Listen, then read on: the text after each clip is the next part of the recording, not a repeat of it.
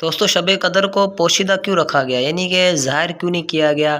کیونکہ 21ویں 23ویں اور 25ویں اور 27ویں اور 29ویں رات یہ طاق راتیں ہیں، ان میں سے کوئی ایک رات شب قدر یعنی لیلۃ القدر ہے۔ اب یہ فرما رہے ہیں کہ شب قدر کون سی رات ہے، تو عرض ہے کہ حضور سید العالمین ختم المرسلین صلی اللہ تعالیٰ علیہ وآلہ وسلم نے ارشاد فرمایا کہ شب قدر کو رمضان شریف کے آخری عشرے میں یعنی طاق راتوں میں تلاش کرو، مگر رات کا تعین نہیں فرمایا۔ یہ اس لیے تاکہ بندگانی الہی اس رات کی جستجو میں دوسری راتوں میں بھی عبادت کر کے ان کی فضیلت کو حاصل کر سکیں۔ اللہ تعالیٰ نے اپنے اسم اعظم کو مخفی رکھا اس اسماء مقدسہ کے درمیان۔ اللہ تعالیٰ نے مخفی رکھا ولایت کو اپنے نیک بندوں کے درمیان۔ اللہ تعالیٰ نے جمعۃ المبارک کی ایک ساعت کو مخفی رکھا باقی ساعتوں کے درمیان۔ اللہ تعالیٰ نے شب قدر کو مخفی رکھا رمضان شریف کی ساعتوں کے درمیان، تاکہ میرے بندے تلاش میں لگے رہیں اور فضائل و برکات حاصل کریں۔ اس رات کو اللہ تعالیٰ نے بے شمار فضائل سے نوازا اور اس کا نام لیلۃ القدر رکھا۔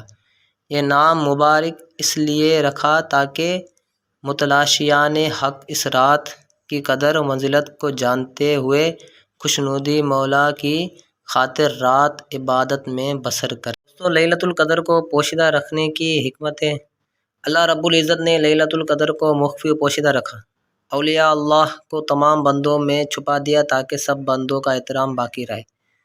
نماز وسطیٰ کا چھپا دیا تاکہ تمام نمازوں کی حفاظت کی جائے۔ موت کا وقت چھپا دیا تاکہ ہر وقت خوف خدا قائم رہے۔